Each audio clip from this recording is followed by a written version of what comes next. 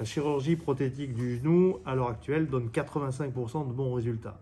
Elle est destinée à traiter les patients atteints d'arthrose du genou afin de leur redonner le maximum de mobilité et de retourner le plus rapidement possible à la vie fonctionnelle active.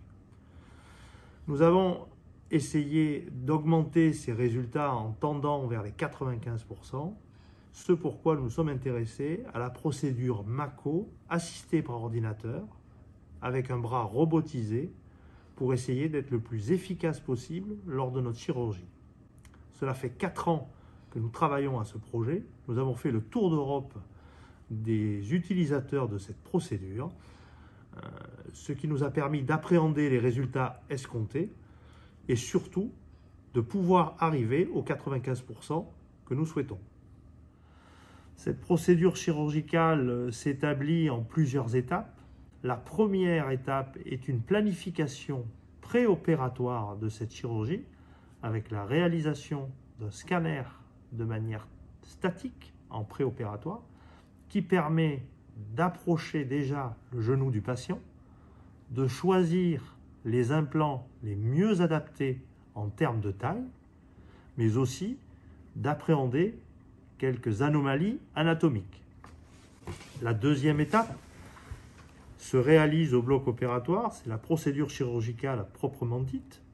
Elle commence par le positionnement de repères sur le fémur, sur le tibia, mais aussi une cartographie en 3 dimensions de ce genou, afin de corréler et le scanner préopératoire, le genou du patient et la machine, ordinateur et bras robotisés.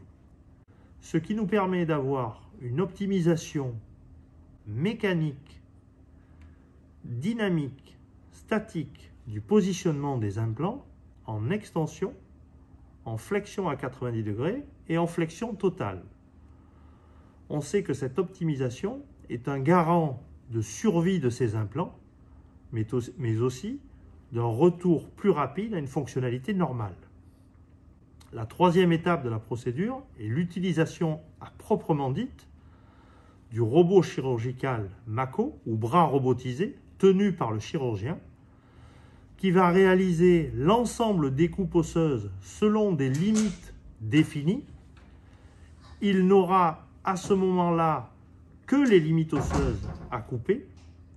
En aucun cas, il n'atteindra les parties molles autour, qui est un gage de moindre agressivité chirurgicale et d'épargne sanguine.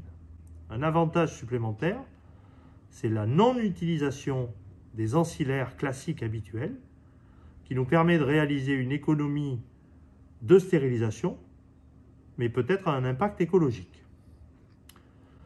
Cette procédure chirurgicale Mako avec le bras robotisé s'intègre complètement dans le processus de récupération accélérée après chirurgie que nous avons mis en place afin d'optimiser le retour à la vie normale fonctionnelle en espérant obtenir une marche sans câble à 3 semaines avec une fonctionnalité normale.